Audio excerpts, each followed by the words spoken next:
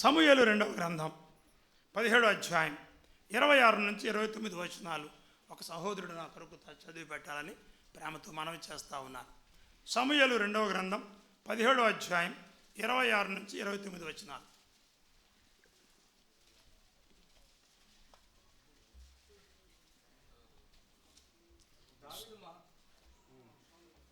అబ్షాలోము అని ఉంటుంది 26 నుంచి అయ్యా. గిలాదు దేశంలో దిగి ఉండిరి. దావీదు మహానాయమునకు వచ్చినప్పుడు అమ్మోనీయుల రబ్బా పట్టణపు వాడైన నాహాష్ కుమారుడగు షోబీయును లోదెబారు ఊరివాడగు అమ్మీయేలు కుమారుడైన మాకీరును రోగేలీము ఊరివాడైన గిలాదీయుడైన బర్జిల్లాయిను అరణ్యమందు జనులు అలసిన వారై ఆకలి కొని దప్పికొని ఉందురని తలంచి పరుపులు, పాత్రలు, కుండలు, గోధుమలు, ఎవలు, పిండి వేయించిన గోధుమలు, కాయధాన్యములు, చిక్కుడుకాయలు, పేలాలు, తేనె, వెన్న, గొర్రెలు, జున్ను ముద్దలు దావీదును అతని యొద్ద జనులందరూ భోజనం చేయుటకై తీసుకొని వచ్చింది. చాలండి, చదవండి లేఖన భాగాలు మనందరికీ అర్థం అవ్వలాగన చిన్న ప్రార్థన చేసుకుందాం. మమ్మల్ని అతి విస్తారంగా ప్రేమిస్తున్న మా ప్రియ పరలోకపు తండ్రి, మా ప్రభువ, మా దేవ, మీ మహోన్నతమైన నామాన్ని బట్టి స్తోత్రాలు, వందనాలు చెల్లిస్తూ ఉన్నాం. ఇంత కనుక ఆరాధనలో మీరు చేసిన ప్రతి విధమైన సహాయాన్ని బట్టి స్తోత్రాలు, వందనాలు. ఆయన చదవబడిన లేఖన భాగాలు వివరించడానికి నేను సరిపోయిన వాడిని కాదు. నోటి మాంద్యం కలిగిన వాడిని మిసిలు చాటున మరుగుపరచండి. ప్రతి ఒక్కరికి వినగలిగిన చెవిని, గ్రహించగలిగిన మనస్సును దయచేయండి. అంధకార శక్తులను లయపరచండి. మెట్టుకు ఈ లేఖనాల ద్వారా మాతో మాట్లాడమని మా ఆత్మల కాపరి, మా మంచి బోధకుడైన యేసయ్య అతి శ్రేష్టమైన నామమున ప్రార్థించి అడిగి వేడుకుంటున్నాము తండ్రి, ఆమేన్. ప్రభునందు ప్రియమైన సహోదరి సహోదరులారా, చదువుకున్న లేఖన భాగాలు ముఖ్యంగా మనలో చాలామందికి అంత పరిచయమైనవి కావు. అందుకని ఆ పేర్లు చదవడంలో కూడా మనం కొంచెం కంగారు పడుతూ ఉన్నాం, కొంచెం కన్ఫ్యూజన్లో ఉంది. రొగెలీము ఊరివాడైన గిలాదీయుడునైన బర్జిలాయ్ కదా, అలాంటి మాటలు వస్తున్నప్పుడు మనం రెగ్యులర్గా చదివే మాటలు కావు. అయితే ఈ ఉదయకాలం మీకు ఒక వ్యక్తిని గురించి మేము పరిచయం చేయాలనుకుంటున్నాను. ఆయన ఎవరయ్యా అంటే 27వ వచనం చివరిలో ఉన్నాడు. ఆయన రొగెలీము ఊరివాడును గిలాదీయుడునైన బర్జిలాయ్. ఆయన గురించి మనం మాట్లాడుకుందాం. దావీదు క్లిష్ట సమయంలో ఉన్నప్పుడు ఆయన దగ్గరకు వచ్చాడు బర్జిలాయ్. బైబిల్ గ్రంథంలో ఈ బర్జిలాయ్ గురించి చాలా తక్కువగా వ్రాయబడింది. అయినప్పటికీ ఆయన జీవితంలో ద్వారా మనకెన్నో ఆత్మీయమైన పాఠాలు ఉన్నాయి. ఆయన ఒక మాదిరికరమైన జీవితాన్ని జీవించాడు. బైబిల్ గ్రంథంలో వ్రాయబడిన ప్రతి వ్యక్తి ప్రాముఖ్యత కలిగిన వాడే. కానీ బర్జిలాయ్ జీవితం ద్వారా మనము దేవుని సన్నిధిలో ఎలా ఉండాలి, దేవుని సన్నిధికి ఎలా రావాలి అనే గొప్ప పాఠాలు బర్జిలాయ్ జీవితం ద్వారా మనం నేర్చుకోవచ్చు. సరే, ఇంతకీ ఈ యొక్క చదువుకున్న లేఖన భాగాల నేపథ్యాన్ని మనం గమనిస్తే, నేపథ్యం తెలిస్తేనే మనకు చక్కగా అర్థమవుతాయి. దావీదు ఆయన తన నగరం నుంచి పారిపోతున్న సందర్భం. ఆయన రాజుగా ఉండి ఆయన ఇప్పుడు పారిపోతున్నాడు. ఎందుకు పారిపోతున్నాడు అంటే మనందరికీ తెలిసిన సందర్భం. సొంత కుమారుడైన అబ్షాలోము కొంతమంది ఇశ్రాయేలుతో కలిసి రాజుపై తిరుగుబాటు చేశాడు. అప్పుడు దావీదు ప్రాణాపాయ స్థితిలో ఏమీ లేనివాడుగా, బలహీనుడుగా, విచారకరమైన స్థితిలో ఉన్నాడు. అందరూ అతన్ని విడిచిపెట్టారు. ఆ సందర్భంలో 3 వ్యక్తులు ఆయన్ని పరామర్శించడానికి వచ్చారు. చదువుకున్న లేఖన భాగాల్లో మీరు చూస్తారు. ఆ 3 ఎవరు అంటే, ఒక ఆయన షోబి, 2వ వాడు మాకీరు, 3వ వాడు బర్జిలాయ్.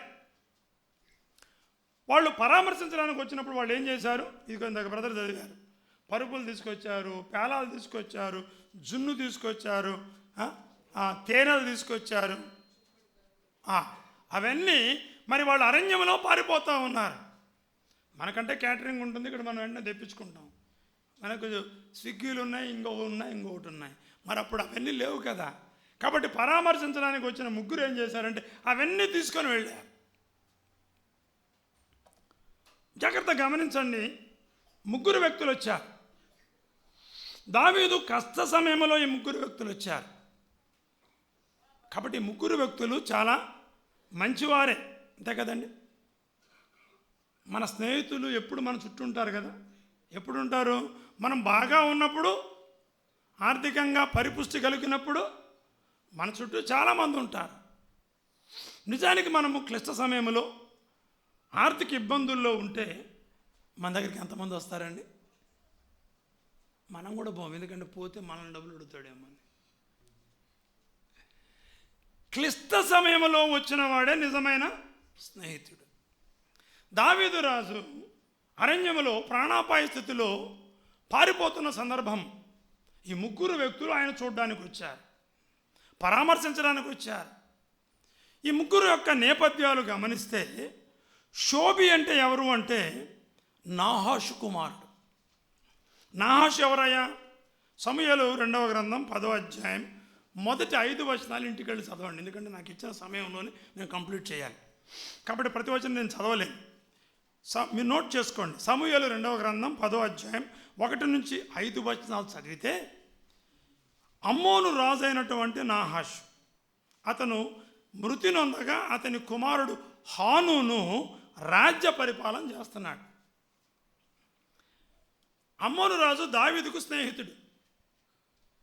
చనిపోయిన తర్వాత మనం పలకరింపుకి వెళ్తాం కదా. దావీదు ఏం చేశాడంటే వాళ్ళ అబ్బాయి సీట్లోకి వచ్చాడు కదా, కొంతమందిని పంపించి కొంచెం పరామర్శించరండి అని అన్నాడు. మీరు ఆ సమూయేలు 2వ గ్రంథం 10 నుంచి 10వ అధ్యాయం మొదటి 10 వచనాలు చదివితే మీకు అర్థమవుతుంది. వాళ్ళు రాగానే ఇక్కడుండే కొంతమంది పెద్దలు ఏమన్నారంటే, దావీదు పంపించిన వాళ్ళు నిన్ను పరామర్శించడానికి వచ్చారనుకున్నావా? మన మీద దండెత్తడానికి వచ్చిన వాళ్ళు వేగు చూచేవాళ్ళు. కాబట్టి జాగ్రత్త, దావీదును తక్కువ ఎస్టిమేట్ చేయొద్దు అనగానే ఇతనేం చేశాడంటే హానూను వాళ్ళని పట్టుకొని సగం సగం గడ్డం కొరిగించి బట్టలు దించి వాళ్ళని అవమానించేశాడు.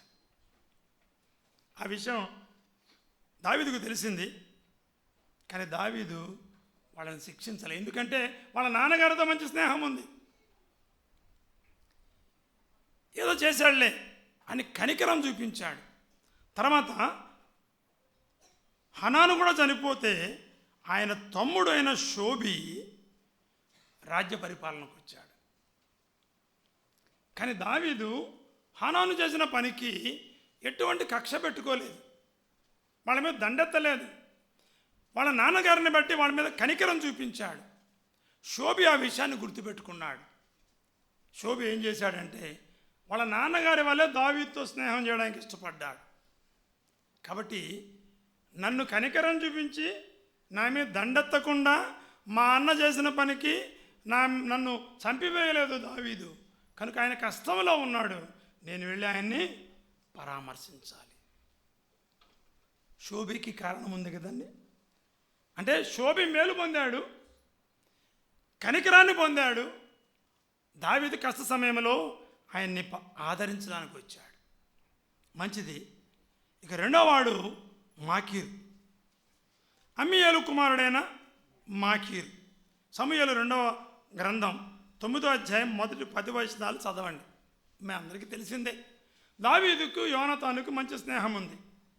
దావీదు యోనాతానును బట్టి వారి కుటుంబంలో ఎవరైనా ఉన్నారా, వారికి నేను మేలు చేయాలి అని అడిగితే సీబా అనే దాసుడు ఏం చెప్పాడంటే, ఇదిగోనండి యోనాతాను యొక్క కుమారుడు మెఫీబోషెత్ ఉన్నాడు, వాడు కుంటికాళ్ళు కలిగిన వాడు, వాడిని ఎవరు చేస్తున్నాడు? మాకీరు సంరక్షిస్తున్నాడు.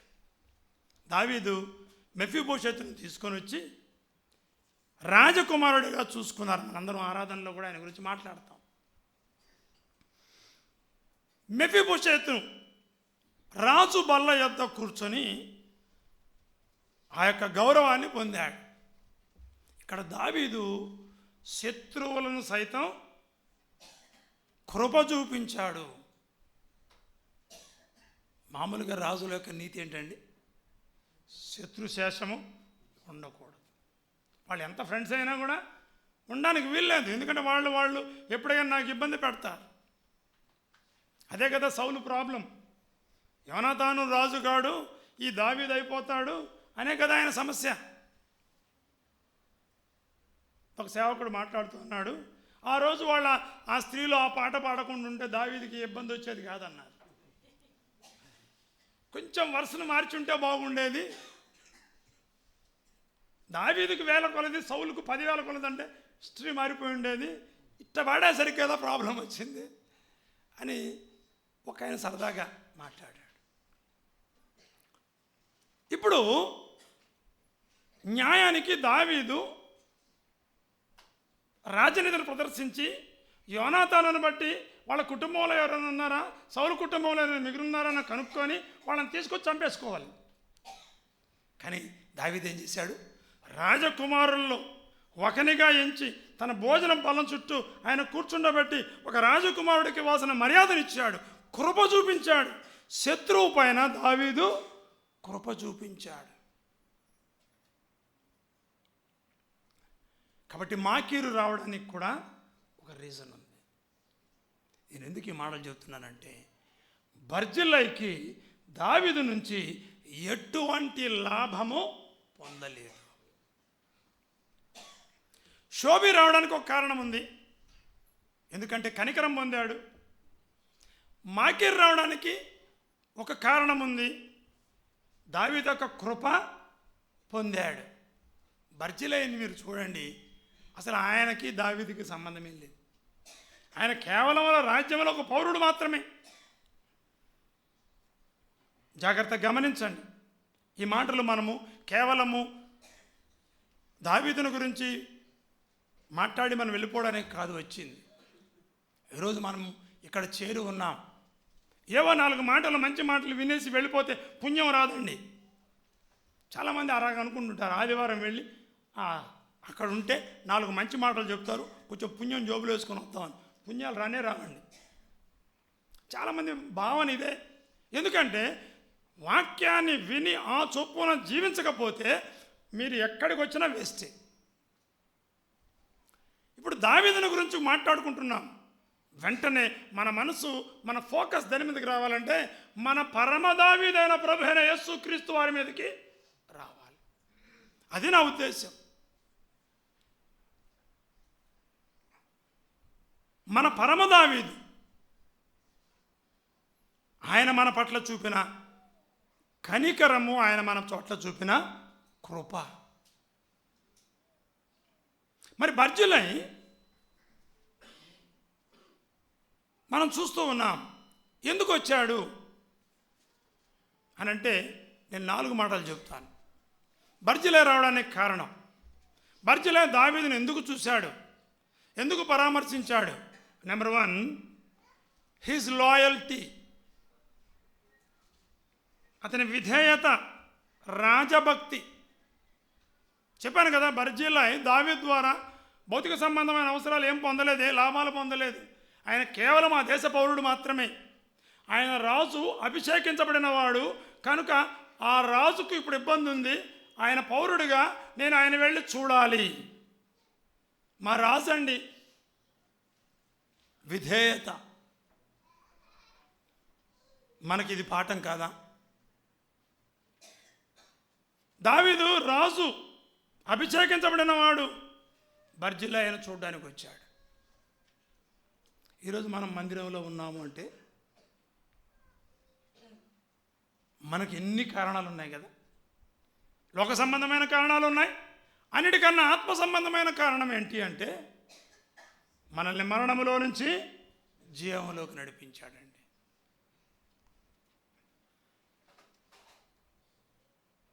మనమందరము పాపాత్ములమై ఉన్నాం. మన పితరులు చేసిన పాపములో ద్వారా మనకు పాపములోనే జన్మించాం, పాపములోనే జోగాడుతున్నాం. ఎఫెసీ పత్రిక 2వ అధ్యాయంలో మనం చూస్తున్నట్టుగా మనమందరము దైవోగ్రతకు పాలు కావలసిన వారమే.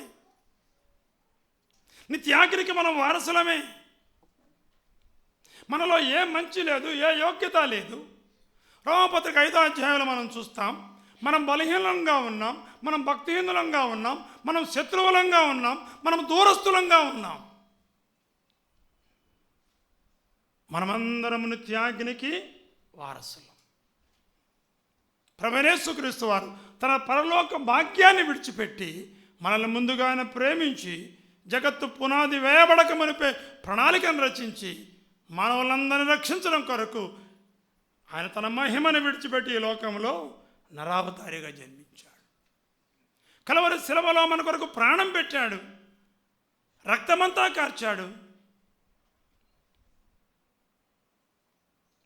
సమాధి చేయబడ్డాడు, 3వ దిన మృత్యుంజయుడిగా లేచి మనకు విమోచన కలుగు చేశాడు. నిజానికి మెర్సీ, గ్రేస్ అనేది మనం తెలుగు డిక్షనరీ చూస్తే ఇంచుమించు ఒకే అర్థాలలాగా రాస్తూ ఉంటారు. కనికరము, దయ, జాలి, కృప అన్నీ చెప్తూ ఉంటారు. న్యాయానికి ఆలోచిస్తే మెర్సీ అంటే ఏంటంటే we're not getting punishment even though we're deserve. మనము శిక్షకు పాత్రులమైనప్పటికీ ఆ శిక్ష మనకు విధించలేదు. అది కనికరం. అదే శోభికి జరిగింది. దావీదు ద్వారా కనికరం పొందాడు. మనము కూడా ఇందాక మనం చెప్పుకున్నాం, మనమందరం పాపులం కాబట్టి మనం శిక్షకు పాత్రులం. కానీ ఆయన మన ఎడల కనికరం చూపించాడు. మాకేరి విషయానికి వస్తే గ్రేస్ అంటే ఏంటంటే we are saved even though we are not deserved. మనలో ఏ యోగ్యత లేదు, మన మంచివాళ్ళమని దేవుడు మనల్ని రక్షించలేదు. We are not deserve to save. ఆయన కృప చూపించాడు. కనుక మనం మందిరానికి వచ్చాము అంటే ఇంత అద్భుతమైన కారణం ఉంది. ఆయన చేసిన మేళ్లను మామూలు మేళ్ళు కాదు, లోక సంబంధమైన భౌతిక సంబంధమైన మేళ్ళు కాదండి. అవి ఆయన చేస్తాడు, ఆయన చిత్తమైతే ఆయన చేస్తాడు. చాలా సందర్భాల్లో చాలామంది అవగాహన ఏంటి అంటే మా అందరి విషయం నేను మాట్లాడటం లేదు. నువ్వు ఎందుకు ప్రభువుని నమ్ముకున్నావయ్యా అంటే వాళ్ళు చెప్పే మాటలు ఏంటయ్యా అంటే నాకు అప్పుడు జ్వరం వచ్చింది, లేకపోతే చచ్చిపోతానన్నారు, ఇలాగేదో చెప్తారు. నేను అది తప్పని నేను అంటాంలే. కానీ ఈ మధ్యకాలంలో సోషల్ మీడియాలో దాన్ని అడ్డం పెట్టుకొని మనల్ని చెండాడుతున్నారు. సో చాలా వరకు క్రిస్టియానిటీ అంటే అది ఫోకస్ అవుతూ ఉంది. నాకు అప్పుడప్పుడు అవి చూస్తుంటే కడుపు మండిపోతూ ఉంటుంది. చాలా అసహ్యంగా మాట్లాడుతూ ఉన్నారు. ఎంత గేలి చేస్తారంటే ఏం క్యాన్సర్ వచ్చిందంట, ప్రార్థన చేస్తే పోయిందంట, ఆయనకి ఏదో ఎయిడ్స్ వచ్చిందంట, చాలా వెకిలిగా మాట్లాడతాడు.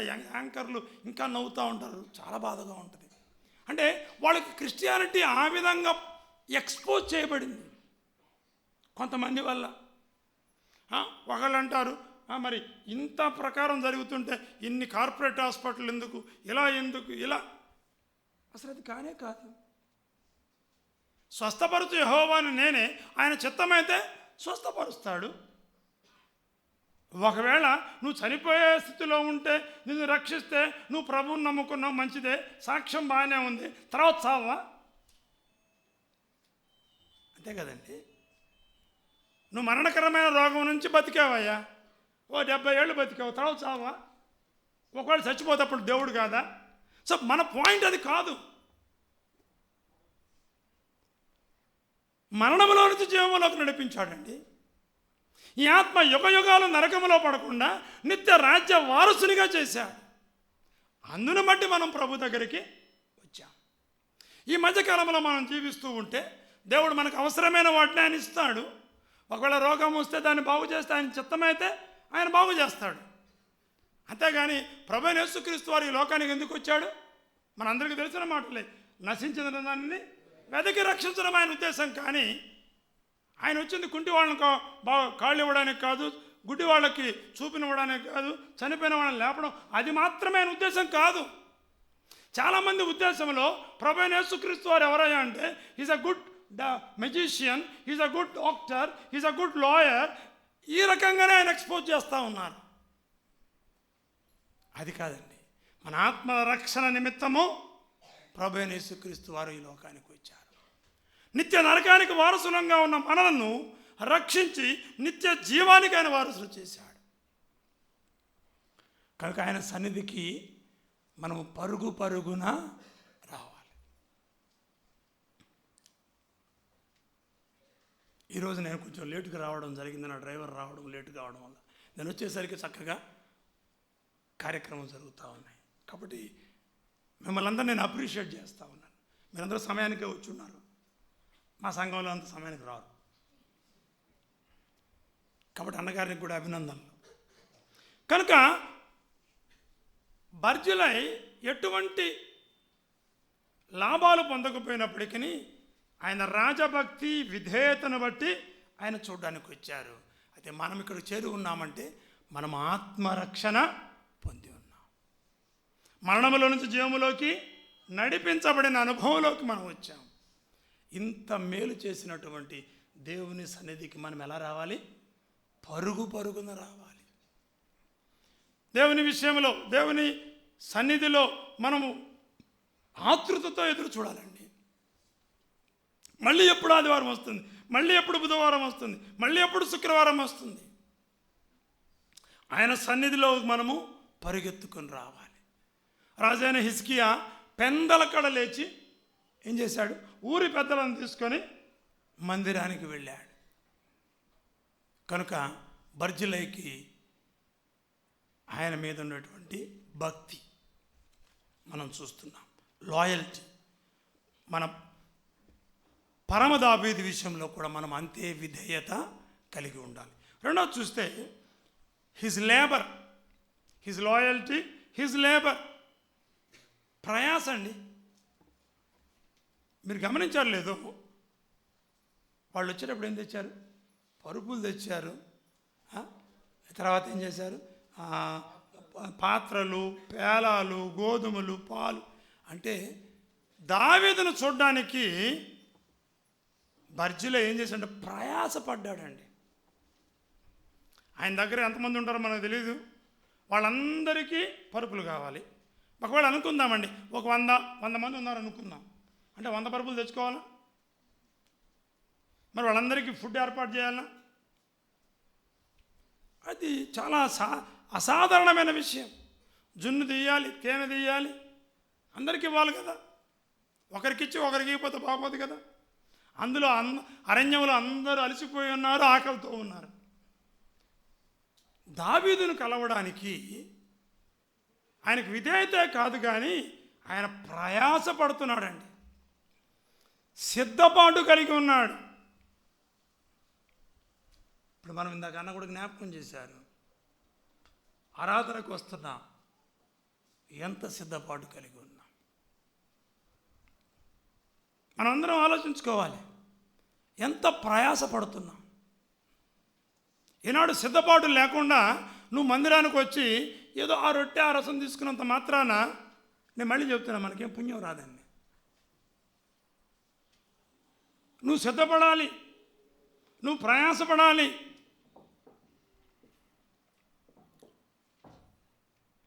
బెంగళూరులో లూయిస్ సామ్రాజ్ అంకుల్ మీ అందరికీ తెలిసే ఉంటాను అనుకుంటా.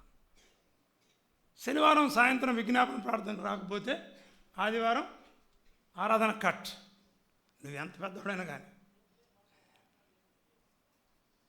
అంటే నీకు సిద్ధపాటు లేదు, ఏదో వచ్చేసి వెళ్ళిపోతున్నావు. ఇది ఆచారం కాదు. ఆయన ఆత్మతో సత్యముతో ఆరాధన చేయాలి. ప్రభువు మన ఆరాధనలు అంగీకరించడానికి ఆయన సిద్ధపాటు కలిగి ఆయన ముందే వచ్చి కూర్చుంటున్నాడు. ఈ వారంలో నువ్వు ఎలాగో సిద్ధపడ్డావు? ఎన్ని గంటలు ప్రభు సన్నిధిలో ఉన్నావు? ఆరాధన కొరకు ఎంత ప్రయాసపడ్డావు? ఎంత సిద్ధపాటు మనసు కలిగి ఉన్నావు? కొంతమంది సేవకుల యొక్క సాక్ష్యాలు వింటూ ఉంటే, శనివారం ఉదయం నుంచి ఒక వడ్రింగ్ ఆయనట, ఏదో నాకు గుర్తులేదో చెప్పగా విన్నాను, ఆయన శనివారం నుంచి మాట్లాడటం మానేస్తాడట. ఆయన ఎప్పుడు ఏదంగా ఆయన పని చేసుకుంటున్నా కూడా ఏదో ధ్యానం చేసుకుంటానే ఉంటాడట. ఇంట్లో వాళ్ళతో ఎవరితో మాట్లాడంట. ఆదివారం ఆరాధన అయినంత వరకు ఇక అసలు ఆయన ఎవరితో అంటే ఆయన ధ్యానం, ఆయన ఆశ, ఆయన ఆసక్తి అంతా ఆయన పైన కేంద్రీకృతమైంది. కొంతమంది నైట్ కూడా భోజనం చేయరు, మార్నింగ్ టిఫిన్ చేయరు, మధ్యాహ్నం భోజనం చేస్తారు. అంటే అర్థం ఏంటంటే they want to concentrate completely. ప్రభువును చూడడానికి, ఆయన ఆరాధన చేయడానికి, హృదయమారా సమర్పించడానికి మరొక ఆలోచన లేదు నాకు. యోహాను సువార్తలో మనం చూస్తాం కదా, దేవుని ఆత్మతో మన ఆత్మ ఏం కావాలి? సింక్రనైజ్ కావాలండి. ఇంకొక మాటలో చెప్పాలంటే, ఇక్కడ మనందరం కూర్చున్నాం, ఆరాధనలు ఎలా ఉండాలంటే మీరు దేవుడు తప్ప మీ మైండ్కి ఎవరు కనపడకూడదు, ఆయన మీరే ఉన్నారు అన్నట్టుగా. అంటే అంతా లీనమైపోవాలి.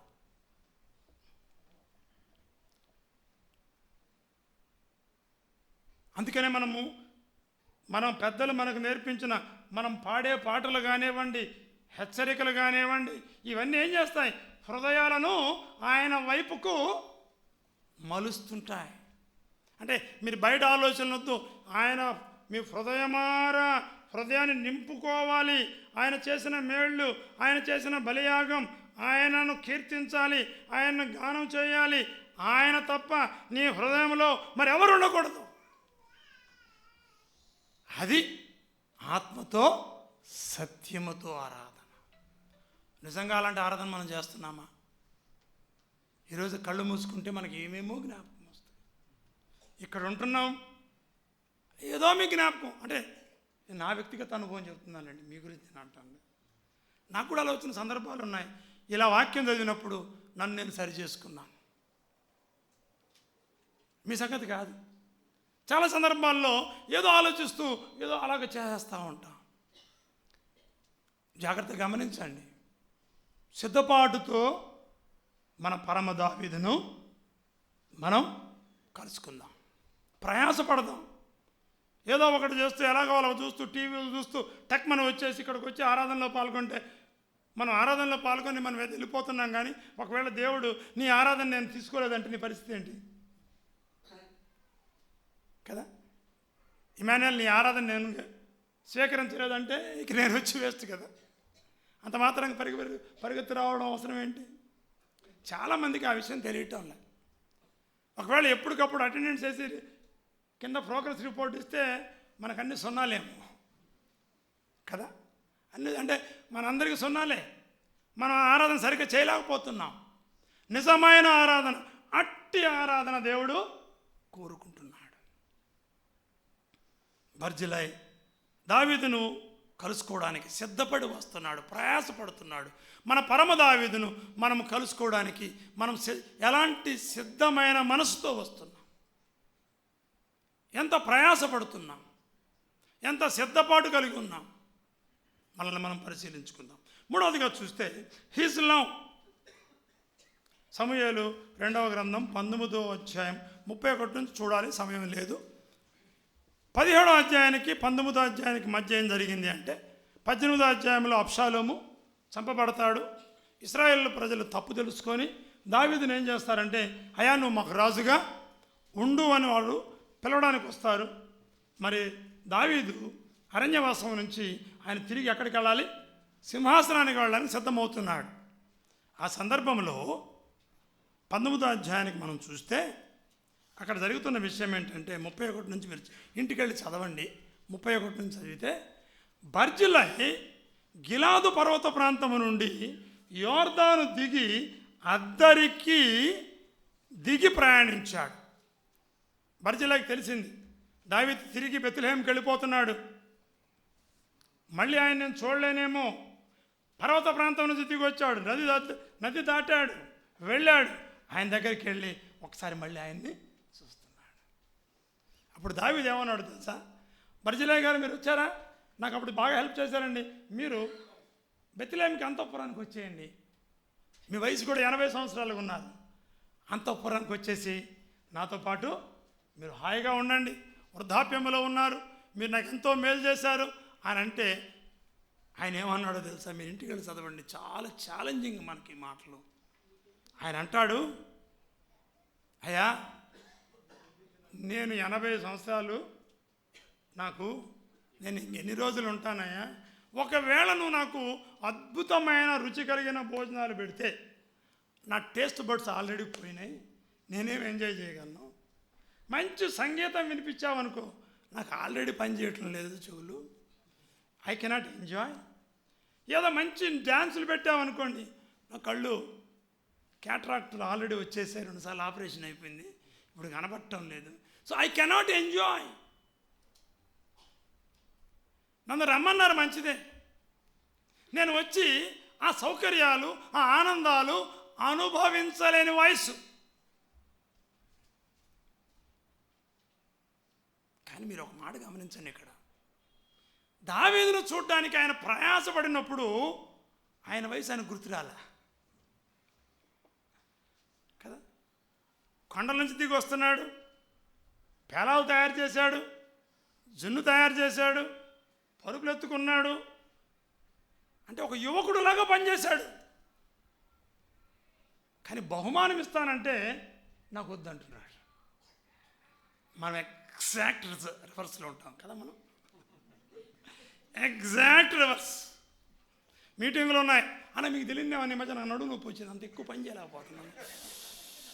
మొన్నే రమేష్ హాస్పిటల్కి వెళ్ళానన్నా, కొంచెము బరువు పనులు చేయొద్దు అన్నాడు. మీకు తెలుసు కదన్నా బీపీ అని, ఏం చేద్దాం, నిజమే. ఇప్పుడు ఆయన చెప్పిన తర్వాత మనం కాదంటాం ఏంటి, ఈ బరువు ఎత్తమంటాం ఏంటి, వాడు చచ్చిపోతానంటుంటే. అందరి గురించి నేను మాట్లాడట్లేదు, కానీ కొంతమంది ఇవి చెప్తా ఉంటారు. ఏదో ఆ పని చేయాలంటే నాకు ఇది ఆఫీస్ అన్నా ఇదన్నా అదన్నా ఏదో, కానీ గుర్తింపు మాత్రం కావాలి. అన్న నా పేరు చెప్పలేదండి, మీటింగ్లు అయిపోయిన తర్వాత ఇది ఒక కొత్త గొడవలు తెలుసా మీకు. నేను అందుకని లాస్ట్లో ఏం చేస్తానంటే అందరికి వందనాలు అంటాం. ఎందుకంటే గబుక్క మనం కూడా మనుషులం, సంఘ పెద్దలు కూడా మనుషులే కదా. ఏదో ఒక పొరపాటున ఒక పేరు లేదనుకోండి, మిస్ అయిపోతాం. దాంతో మళ్ళీ ఒక 2 నెలలు ఫైట్ ఉంటుంది. సహకరించిన వారందరికీ వందనాలంటే పోతుందిగా. ఓట్ ఆఫ్ థ్యాంక్స్ చాలా ఇబ్బంది అండి. సెక్యులర్ వరల్డ్లో ఇంకా ఇబ్బంది. మేము అప్పుడప్పుడు వెబినార్లు కాన్ఫరెన్స్లు పెడుతుంటాం, ప్రతి పేరు చెప్పాలి. గవర్నమెంట్ కాలేజీలో సర్పంచ్ పేరు చెప్పాలి. అబ్బో చాలా ఉంటాయి. అంటే ప్రతి ఒక్కరికి ఏంటంటే దే వాంట్ సమ్ రికగ్నిషన్.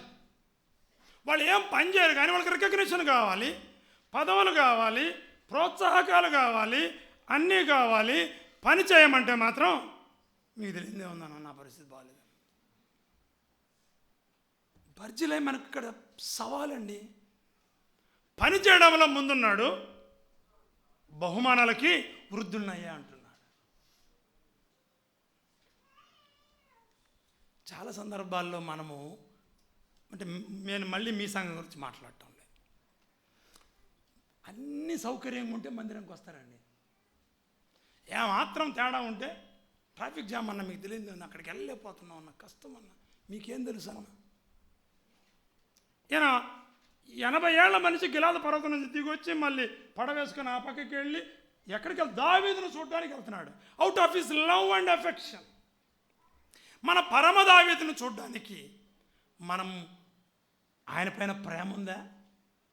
సాకులు చెప్తున్నామే, ఆయన సేవ చేయడానికి ఇబ్బందులు పడుతున్నామే, ఎన్ని సాకులు చెప్పు ఇప్పుడు దాకా ఆలోచించుకో. ఒక పని అప్పగిస్తే మనం మహద్భాగ్యంగా ఎంచుకోవాలండి. అన్నగారు ఒక పని చెప్పారంటే సెలవు పెట్టి చేస్తానన్న బలివాడు, దానికన్నా ఏందన్నా, ప్రభు పని కన్నా ఏంటంటే నేను చూసుకుంటానన్న.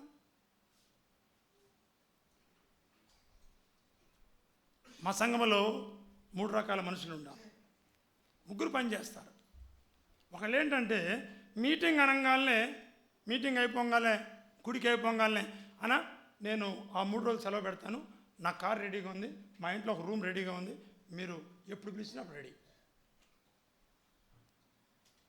ఇంకొక రకం మనుషులు ఉంటారు, వాళ్ళు కొంచెం ఇంట్రావర్ట్స్గా ఉంటారు. వాళ్ళకి చెబితే చేస్తారు, వాళ్ళకి చెప్పాలి. 3వ రకం ఉంటారు, చెప్పాలి, ఈ ఖర్చు కూడా తీసుకోండి చేస్తారు. కానీ మన సంఘంలో ఎలాంటి వాళ్ళు కావాలంటే మొదటి రకం వాళ్ళు కావాలండి. I'm available, my car is available, my house is available. మీరేమి చేయాలి, మీటింగులు వస్తున్నాయి, ఇలా కార్యక్రమాలు వస్తాయి, నేనేం చేయాలి? దండయాత్రకు వెళ్తున్నాం, నేనేం చేయాలి? అలాంటి వాళ్ళు కావాలి. అలాంటి వాళ్ళు కావాలి అంటే పరమ దావీదు మీద ఏముండాలి? ప్రేమ ఉండాలండి. బర్జిలై వృద్ధుడై ఉండి కూడా దావీదు మీద ఉండే ప్రేమ చేత ప్రయాణం చేసి వస్తున్నాడు. మన పరమ దావీదు మీద మనకు ప్రేమ ఉందా? ప్రేమ కలిగి ఉన్నామా? కృతజ్ఞత కలిగి ఉన్నామా? అంత మాత్రమే కాదు, నేను త్వరగా మీకు చూపిస్తాను. ఇంత చేసినటువంటి ఆయనకి బర్జిలై ఏం చేశాడంటే, నాతో పాటు వచ్చేయండి మీరు అంతఃపురానికి అన్నప్పుడు, నేను రానయ్యా, నా కుమారుడైన కింహామును తీసుకెళ్ళు, వీడికి పనికి వస్తాడు, ఆ పని ఈ పని చేయడానికి వీడు పనికి వస్తాడు. అంటే రాజుగారి యొక్క సేవకు తన కుమారులను కూడా సమర్పిస్తున్నాడండి. ఇది మంచి మనకు ఆత్మీయ పాఠం. మనం మన బిడ్డలను ప్రభు సేవకు, ప్రభు పరిచర్యలో అప్పగిస్తున్నామా? అంటే నా ఉద్దేశం అందరూ ఫుల్ టైం వర్కర్స్ కావాలని నా ఉద్దేశం కాదు.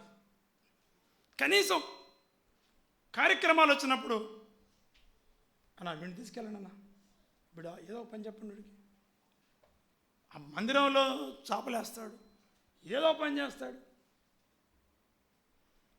మన బిడ్డలను ప్రభు పరిచర్యకు పరిచయం చేయాలి, అలవాటు చేయాలి.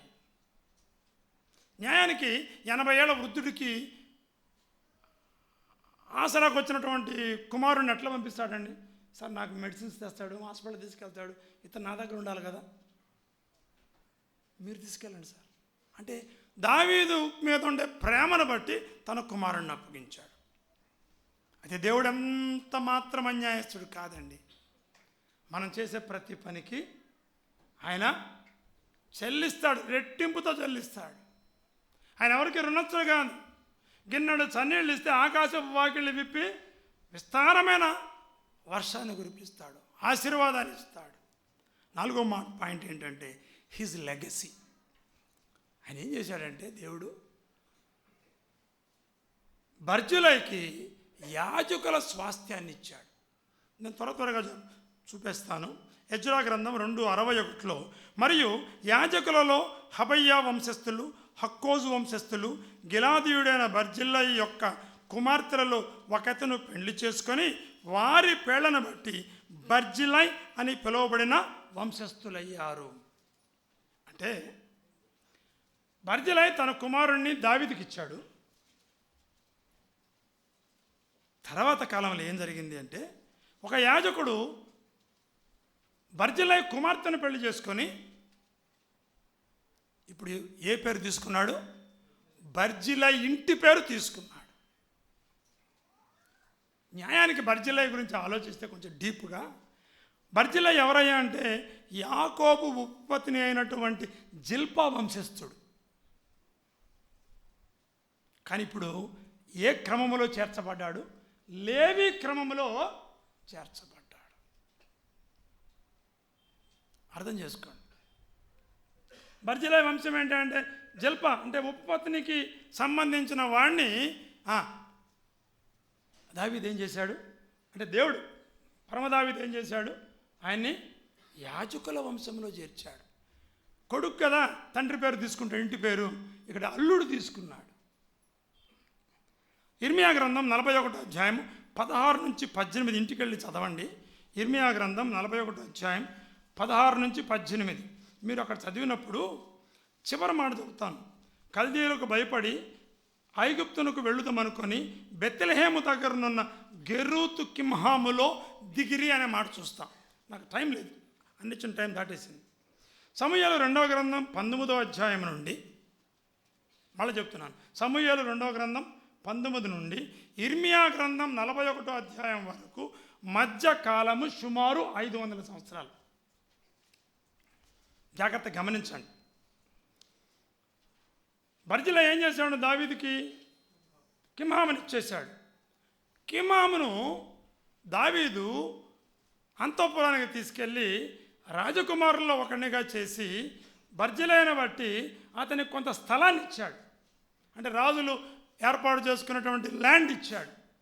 కానీ బర్జిలై కుమారుడు కింహాం ఎలాంటి వాడు అంటే తండ్రి దగ్గర ఇతరులకు మేలు చేసే అలవాటు కలిగిన వాడు ఏం చేశాడంటే కింహాములో ఒక సత్రం కట్టాడు. ఎవరైనా బెత్లెహేముకు వస్తే అక్కడ పరదేశులు ఉండడానికి అవకాశం ఉంటుందని ఒక సత్రం కట్టాడు. అంటే గమనించండి, పరమదావీదు ఎలాంటి వాడు అంటే బర్జిలైకి యాజకుల క్రమంలో లేవి క్రమంలో చేర్చాడు. అంటే యాజక స్వాస్థ్యాన్ని ఇచ్చాడు. ఇప్పుడేమిచ్చాడు? రాజుల స్వాస్థ్యాన్ని ఇచ్చాడు. జిల్పా వంశస్థుడైనటువంటి ఎన్నికలైన వంశస్థుడైనటువంటి బర్జిలైకి ఇన్ రిటర్న్ హిజ్ లెగసీ యాజకుల యొక్క స్వాస్థ్యం, రాజుల యొక్క స్వాస్థ్యం. మనం కూడా అదే కదా. మనం ఎన్నికలేని వాళ్ళము. ప్రభువైన యేసుక్రీస్తు వారిని రక్షకుడిగా అంగీకరిస్తే మనల్ని ఏం చేశాడు? రాజులైన యాజక సమూహంలో మనం చేర్చాడు. ఎంత గొప్ప భాగ్యం అండి. దేనికి పనికిరాని వాళ్ళం, అన్యాయస్తులంగా ఉన్నాం, శత్రువులంగా ఉన్నాం, దుర్మార్గులంగా ఉన్నాం, శత్రువులంగా ఉన్నాం. అయినప్పటికీ ప్రభువా నేను పాపినయ్యా, నీ రక్తం నన్ను కడుగునాయన అని చిన్న ప్రార్థన చేస్తే ఆయన మనల్ని రక్షించి ఆయన రక్తములో కడిగి పవిత్రపరిచి మనల్ని రాజులైన యాజక సమూహంలో చేర్చాడండి.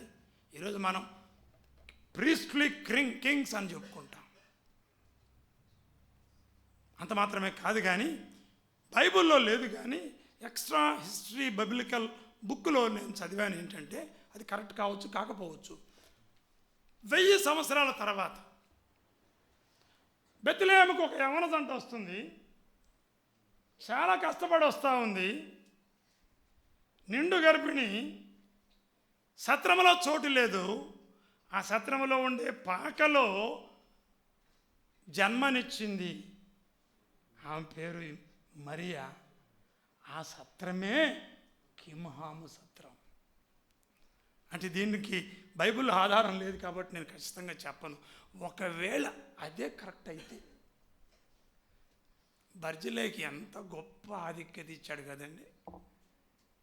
ఆయన ఇంటి దగ్గర కింహాము సత్రములో ప్రభువైన యేసుక్రీస్తు వారు జన్మించాడు. ఇక ఎంతకన్నా భాగ్యం లేదండి. అంటే నాకు ఈ మాట చదివిన తర్వాత నాకు అనిపించింది ఏంటంటే మనం ఇంత సహాయం, ఇంత సేవ చేస్తే అంత ఆధిక్యత ఆయన ఇస్తాడు. కాబట్టి బర్జిలైకి యాజకుల స్వాస్థ్యం ఇచ్చాడు, రాజుల స్వాస్థ్యం ఇచ్చాడు. కనుక మన దేవుడు అన్యాయస్తుడు కాదు, ఆయన ఎవరికి రుణస్థుడు కాదు.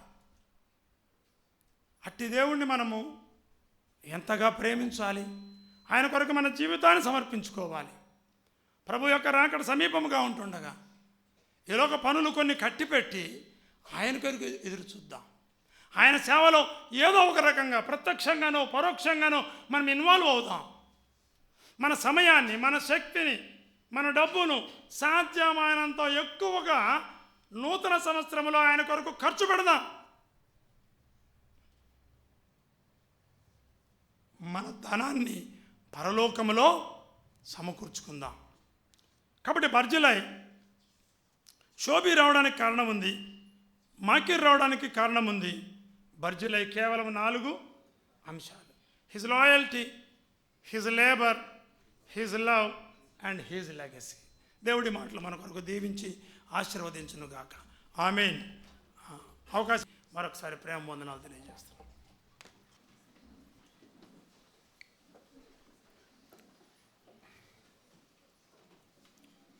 విన్న వాక్య తలంపులు మరొకసారి మనసులోనికి తెచ్చుకుందాం.